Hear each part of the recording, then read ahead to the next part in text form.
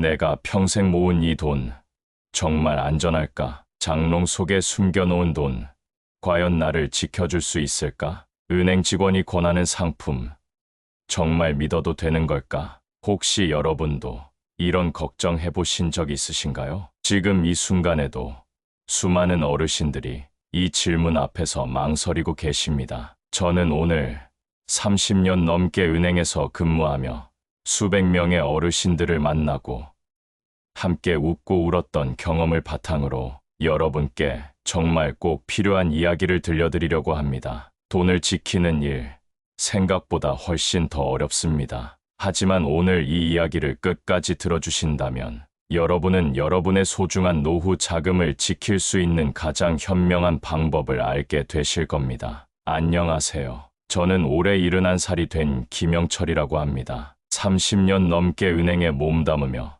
수많은 분들의 돈 이야기를 듣고 함께 울고 웃었던 사람입니다. 이제 은퇴하고 한 걸음 물러선 입장이 되었지만 가끔 문득 이런 생각이 듭니다. 내가 지금까지 본 것 중 어르신들에게 가장 큰 상처를 남긴 것은 무엇이었을까 하고요. 제 경험을 돌이켜보면 돈 그 자체가 문제였던 경우는 많지 않았습니다. 문제는 돈을 대하는 방법이었습니다. 돈을 아끼고 모으는 데에는 모두 열심이었지만 그 소중한 돈을 지키는 데에는 너무나 쉽게 방심하셨습니다. 그리고 그 결과는 너무도 아프게 돌아왔습니다. 특히 은퇴 이후, 그러니까 60대부터 89살까지 이 시기는요. 인생 전체를 통틀어 돈 관리가 가장 중요한 시기라고 저는 단언할 수 있습니다. 젊을 때는 실수를 해도 다시 벌 기회가 있었습니다. 하지만 이제는 다릅니다. 실수 한 번이면 평생 모은 재산이 한순간에 사라질 수 있습니다. 그리고 그 후에는 다시 벌 기회가 거의 없습니다. 이런 사실을 너무나 잘 알고 있음에도 불구하고 많은 분들이 여전히 젊을 때처럼 혹은 잘못된 믿음에 기대어 돈을 관리하십니다. 그래서 저도 이렇게 제 경험을 나누기로 결심했습니다. 제 주변에서 가장 가슴 아팠던 사례 중 하나는 박성한 할아버지 이야기입니다. 박 할아버지는 평생 공무원으로 일하며 3억 원을 모으셨습니다. 누구보다 성실하고 절약하며 살아오신 분이셨지요. 은퇴 후에는 여유 있는 노후를 보내시겠다고 기대하셨습니다. 그러나 현실은 너무나 달랐습니다.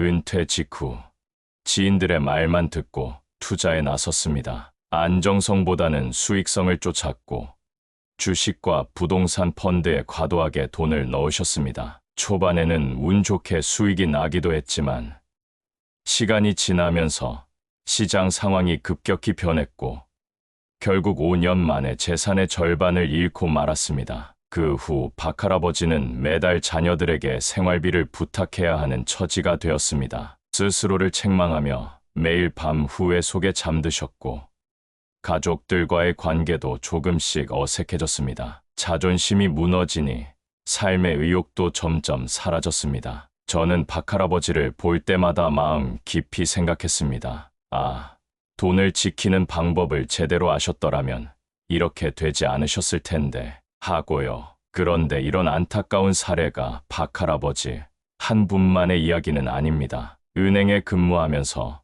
정말 수많은 어르신들의 비슷한 사연을 들었습니다. 처음에는 조심하신다고 했지만 결국에는 누군가의 권유나 잘못된 정보에 휘둘려 소중한 재산을 지키지 못하는 경우가 너무나 많았습니다. 가끔 이런 질문을 받습니다. 김 부장님, 노후 자산을 지키려면 어떻게 해야 하나요? 저는 항상 이렇게 답해 드렸습니다. 돈을 어디에 두느냐보다 돈을 어떻게 대하느냐가 더 중요합니다. 돈을 장롱 속에 숨겨두는 것도, 가족 이름으로 돌려놓는 것도, 한 통장에 몰아넣는 것도 모두 위험한 방법입니다. 그리고 은행 직원이 아무리 친절하게 굴어도 그 말을 곧이곧대로 믿는 것도 위험할 수 있습니다. 물론 모든 은행 직원이 나쁜 마음을 품은 것은 아닙니다. 저도 은행원으로 살아왔으니까요. 그러나 은행 직원들도 실적 목표가 있고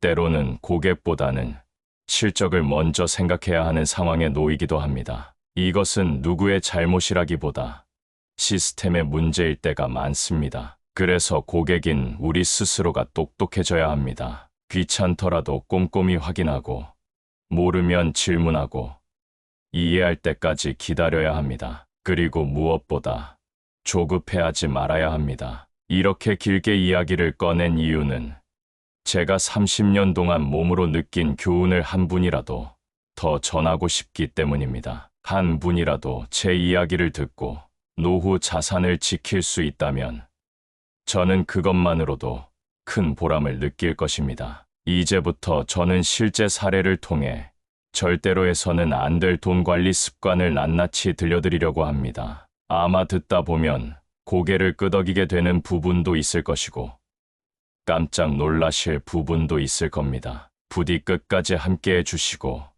여러분의 소중한 노후 자산을 지키는데 이 이야기가 작은 등불이 되어주길 진심으로 바랍니다. 가장 먼저 이야기하고 싶은 것은 현금을 집 안 곳곳에 숨겨두는 습관입니다. 이순자 할머니는 평생 모은 3천만 원을 집 안 여러 곳에 나누어 숨겨두셨습니다. 도둑이 한 번에 다 가져가지 못하게 하려는 지혜였지요. 그러나 어느 날 갑작스러운 뇌출혈로 쓰러지셨고 숨겨둔 돈의 위치를 아무에게도 알리지 못했습니다. 가족들은 병원비를 마련하기 위해 집안을 뒤졌지만 결국 충분한 치료비를 마련하지 못했습니다. 또한 모든 돈을 한 통장에 몰아넣는 것도 위험합니다. 정영자 할머니는 9천만 원을 한 은행 통장에 모아두셨다가 스미식 문자에 속아 통장이 지급 정지되었습니다. 생활비조차 인출하지 못하는 답답한 상황을 겪으셨지요. 여러 은행에 분산해서 예치하는 것,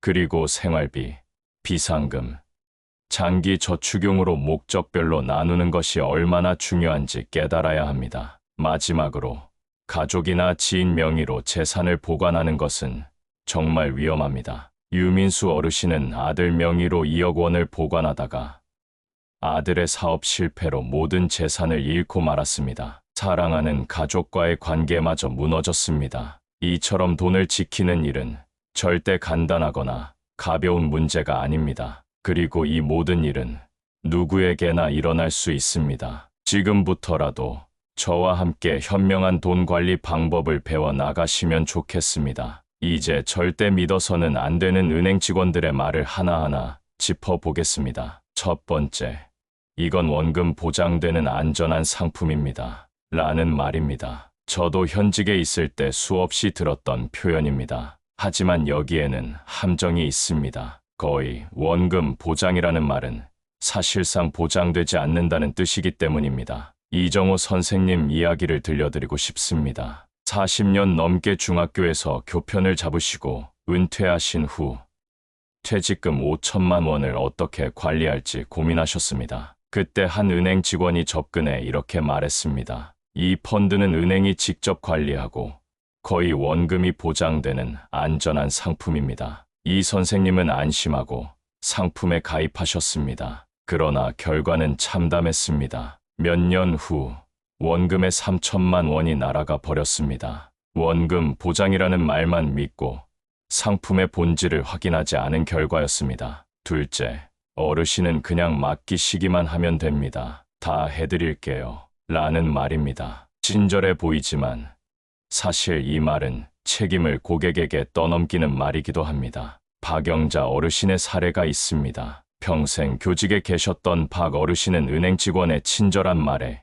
이끌려 상품에 가입했습니다. 서류도 제대로 읽어보지 않고 서명했지요. 몇 달 후 큰 손실이 발생했고 항의했지만 직원은 설명드렸고 서명하셨습니다. 라고 답했습니다. 결과적으로 법적으로는 아무 문제가 없는 상황이 되어버린 것입니다. 셋째, 지금 가입 안 하면 손해입니다. 곧 마감됩니다. 라는 말입니다. 조급함을 유도하는 전형적인 판매 기법입니다. 김미자 어르신은 가게를 정리하고 받은 퇴직금 4천만 원을 들고 은행에 갔습니다. 직원은 오늘까지만 특별 금리가 적용됩니다. 라며 가입을 권유했습니다. 급한 마음에 서둘러 가입했지만 알고 보니 10년간 해지가 불가능한 상품이었고 중도 해지 시 큰 손실이 발생하는 구조였습니다. 이러한 사례들은 우리에게 중요한 교훈을 줍니다. 금융 상품은 항상 꼼꼼히 살펴보고 충분히 이해한 후에 가입해야 합니다. 친절한 말에 속지 말고 서두르지 말고 이해할 때까지 묻고 또 물어야 합니다. 지금까지 말씀드린 것처럼 은행 직원의 말만 믿고 결정하는 것은 위험할 수 있습니다. 결국 내 돈은 내가 지켜야 한다는 사실을 항상 마음에 새기셔야 합니다. 지금까지 말씀드린 것처럼 은행 직원의 말만 믿고 결정하는 것은 위험할 수 있습니다. 결국 내 돈은 내가 지켜야 한다는 사실을 항상 마음에 새기셔야 합니다. 이제 결론을 맺으며 마지막으로 꼭 드리고 싶은 이야기가 있습니다. 저는 30년 넘게 수많은 어르신들을 만나면서 한 가지 진실을 깨달았습니다. 돈은 모으는 것만으로는 절대 우리의 삶을 지켜주지 않습니다. 진짜 중요한 것은 필요할 때 과감하게 자신을 위해 쓰는 용기입니다. 김정순 할머니는 평생 식당 일을 하며 허리띠를 졸라매고 모은 돈 한 푼도 쓰지 못하고 돌아가셨습니다. 남겨진 통장과 가족들의 눈물만이 빈 집을 채웠지요. 그때 저는 절실히 느꼈습니다. 돈은 살아있을 때, 건강할 때, 기쁘고 감사한 순간을 위해 쓰여야 한다는 것을요. 평생 모은 돈을 병원비 대신 사랑하는 사람과의 외식 한 끼에 따뜻한 옷 한 벌에 좋은 추억을 남기는 데 사용해야 합니다. 여러분, 돈을 숨기거나 쌓아두는 것이 결코 지혜가 아닙니다. 돈은 우리의 행복을 위해 존재해야 합니다. 돈이 우리를 지배하게 두지 마시고 돈을 여러분의 삶을 더욱 빛나게 하는 데 사용해 주세요. 또한 오늘 배운 교훈을 기억해 주세요. 결국 내 돈은 내가 지켜야 한다는 사실을 항상 마음에 새기셔야 합니다. 여러분의 노후 자금은 단순히 돈 그 이상의 의미를 갖습니다. 여러분이 평생 땀 흘려 일군 소중한 시간과 노력의 결정체입니다. 그러니 그 가치를 지키고